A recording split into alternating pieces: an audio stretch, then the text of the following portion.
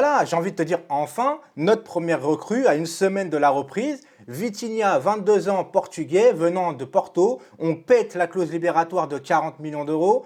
Est-ce que pour vous, c'est cher? Est-ce que pour vous, ça va, c'est un bon plan? Est-ce que vous connaissez Vitinha? Et surtout, je vous demande en commentaire, est-ce que vous êtes content de cette recrue? Parce qu'on va parler, bien évidemment, les gars, de Vitinha. Alors, moi, les gars, je ne vais pas vous mentir. Je ne regarde pas Porto. Je ne sais pas qui il est exactement. J'ai été voir quelques vidéos. Mais attention, mise en garde. Parce que les vidéos, les gars, quand vous tapez Vitinha Skills ou n'importe quel joueur, on vous donne juste les avantages du joueur, les meilleurs moments du joueur, et on peut faire de Christian Karembeu, je le répète encore une fois, un ballon d'or. C'est peut-être un peu dépassé parce qu'il y en a certains qui ne connaissent pas Karembeu. Je peux vous faire de Kerrer, avec des skills, le meilleur défenseur du moment. Vous voyez ce que je veux dire ou pas? Je vous mets les meilleurs moments de ces interventions, vous allez me dire « Oh, Kerrer, il est trop fort ». Donc attention à ça. Si je regarde ses stats l'année dernière, c'est 30 matchs, 2 buts, 3 passes décisives. C'est pas non plus exceptionnel dans un championnat où, attention, hein, je ne vais pas dire qu'il est faible non plus, mais c'est un bon championnat. Mais 30 matchs, 2 buts, 3 passes décisives, après avoir son rendement. Parce que les stats, quelquefois, ça ne veut rien dire du tout, les gars.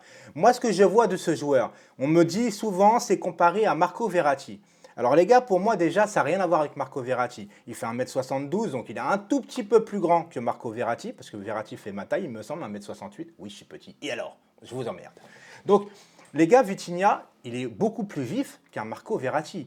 Pour moi, Marco Verratti, c'est un milieu relayeur, c'est un limite, pour moi, une sentinelle presque. Pour moi, Verratti, je pourrais le mettre en sentinelle. Il aime jouer devant sa défense, etc. Il aime casser des lignes, il aime garder le ballon, il aime temporiser le jeu. Vitinha, c'est un accélérateur de jeu. Attention, c'est différent. Vitinha fait des différences balles au pied. Il a une bonne frappe, je l'ai vu la dernière fois, il a une bonne frappe. Et il crée des décalages. Il sait aussi faire des bonnes passes décisives, il a une vision de jeu. Je le mettrais plutôt dans le style de, si on garde un peu le style de petit joueur au milieu de terrain, je le mettrais plutôt dans le rôle d'un Bernardo Silva à Manchester City, même si je trouve que Vitinha joue un cran en dessous de Bernardo Silva, parce que en fait, je pense que c'est un joueur que tu dois faire jouer plus haut. De ce que je vois de ce joueur, les gars, je pense très clairement que c'est un joueur que tu dois faire jouer plus haut.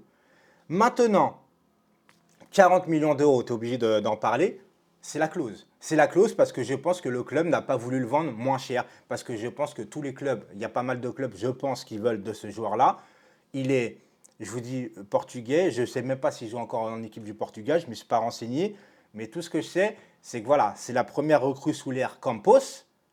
Alors, j'espère juste qu'il est super bon, avec un gros potentiel, parce que c'est pas parce qu'il est bon, encore une fois, et ça je voudrais aussi mettre en garde les gars, parce que je pense qu'on a assez vu certaines choses au club pour à un moment donné arrêter de s'enflammer un minimum, c'est-à-dire tu es bon, tu as un fort potentiel, maintenant il faut prouver garçon au club, parce qu'il y a des joueurs qui ont déjà prouvé dans d'autres clubs et qui n'y arrivent pas. Là c'est un joueur qui doit prouver, donc laissons-lui le temps, laissons-lui sa chance, mais attention de ne pas brûler les étapes et de s'enflammer pour 2-3 roulettes, 2-3 petits ponts et basta, ça va faire le meilleur joueur du monde, le chouchou du parc. Non, pas comme ça les gars. Parce qu'on a assez subi en tant que supporter et en tant que les joueurs, les dirigeants. Je pense qu'à un moment donné, ça serait bien d'apprendre de nos erreurs et de savoir prendre le temps et de voir ce que va donner le joueur. Parce que moi, quand Paredes a signé, les gars, avec son prix, etc., qu'on m'a vendu du rêve avec Paredes, qu'on m'a dit, tu verras, c'est un mec magnifique, ta.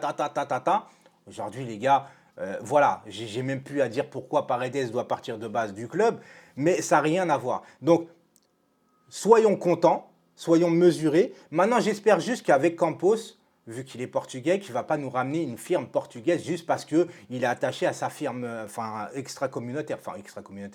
Il ne va pas nous faire du communautarisme à tout bout de champ. Parce que moi, je n'ai pas envie de vivre à l'époque du Barça avec entraîneur Van Gaal. Je ne sais pas si vous vous souvenez pour les plus anciens, mais Van Gaal, hollandais, il n'y avait que des Hollandais au Barça. Tu vois? Non, il y a un moment donné, si tu dois choisir entre un Portugais et un autre joueur et que l'autre joueur il est meilleur, mais tu vas choisir le Portugais parce que tu es Portugais, ça ne va pas non plus le faire. Tu vois ce que je veux dire? Déjà que tu nous ramènes Galtier parce que c'est ton pote. Non, on verra. On verra, les gars. Je ne vais pas commencer à critiquer, etc. Moi, écoutez, pour Vitinha, en tout cas, je suis content. On va voir ce qu'il donne. Je suis pressé. De toute façon, en plus, on ne va pas se mentir, les gars, au milieu de terrain, il nous faut du renfort. Parce qu'à part Marco Verratti, qui, je souligne quand même que l'année dernière, a fait plutôt une saison pleine, il n'était pas très souvent blessé que ça. Ça a été, pour une fois que Verratti fait une saison pleine, on fait une saison catastrophique. C'est ça, en fait, c'est ça qui me dérange. C'est ça tout le paradoxe de ce PSG-là, c'est que pour une fois que Verratti est le plus souvent là dans une saison, c'est là où tu fais une saison vraiment merdique. Mais à côté de Marco Verratti, les gars, je vous le dis, il n'y a rien. Il y a Idrissa Gueye qui à un moment donné jouait bien et tout ça, et puis d'un coup il retombe. Et puis quand il remonte, quand il gagne la Coupe d'Afrique des Nations, qu'est-ce qui se passe? Il revient, il joue plus. Tu sais même pas pourquoi Pochettino le met sur le banc. Bon, il est un peu maladroit, Gueye. Attention, pour moi, ça n'a jamais été un titulaire en puissance. Il aide. Tu as besoin d'un joueur comme ça parce que ça court sur le terrain. Et Vitinha, d'ailleurs, c'est un battant, hein, les gars. C'est un combattant. Il n'hésite pas à mettre le pied. C'est pas un nonchalant. C'est pas un Adrien Rabiot, si tu vois ce que je veux dire. Maintenant, il va falloir d'autres recrues au milieu de terrain aussi. On parle de Renato Sanchez. Pour l'instant, je me tais sur Renato Sanchez. J'attends qu'il arrive. Par contre, Renato Sanchez, j'aime beaucoup. Mais il y a aussi des faiblesses. Et les faiblesses qu'il a, malheureusement, ça peut être grave pour le Paris Saint-Germain. Mais j'en parlerai si jamais il signe, parce que maintenant je ne parle plus de rien, vous avez compris pourquoi. Donc Vitinha, je suis content, je suis juste pressé de voir ce qu'il va donner. Donnons-lui sa chance, ne le jugeons pas trop vite, que ça soit dans le bon contexte ou dans le mauvais contexte. C'est pas parce qu'il va faire les 4-5 premiers matchs mauvais que forcément ça va être un mauvais joueur. Et c'est pas parce qu'il va faire 4-5 bons matchs d'affilée d'un coup que ça va devenir un bon joueur. Vous avez compris un peu. Attendons une saison complète, voire 6 mois, ça nous donne un peu une idée. Parce que rappelez-vous de Wijnaldum, les gars, hein, je vous le dis tout de suite. Wijnaldum, il est arrivé, qui n'était pas content d'avoir Wijnaldum dans son équipe. Vu qu'il venait de Liverpool et tout ça, il avait un bon rendement à Liverpool. Sauf que tu t'aperçois à un moment donné que quand tu viens d'une équipe collectivement bien ficelée et que tu arrives au PSG ou que collectivement, il y a nada, il n'y a rien du tout, et ben c'est plus le même joueur. C'est plus du tout le même joueur. Donc attendons, il faut qu'il s'acclimate à la Ligue 1, les gars, qu'il s'acclimate à ses nouveaux coéquipiers, à un nouveau pays. Donc ça peut prendre du temps. Ne soyons pas méchants tout de suite ne jugeons pas trop vite. C'est moi qui dis ça. Ne jugeons pas trop vite. Attendons qu'il soit installé, qu'il soit incorporé, etc. Mais je pense que 40 millions d'euros, clause libératoire, je pense qu'il n'est pas là pour être sur le banc des remplaçants l'année prochaine. On verra, encore une fois.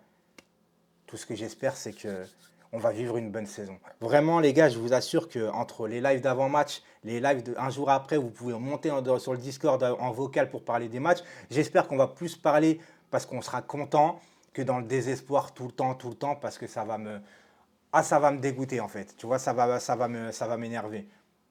Donc voilà les gars, dites-moi encore en commentaire tout ce que vous pensez de Vitinha, blablabli, blablablou. Est-ce que pour vous, encore une fois, c'est trop cher? Est-ce que pour vous... Mais pour une fois, je le répète, c'est pas bling bling. Et ça, en fait, je suis forcé de constater que je suis très content de ça. Ciao tout le monde.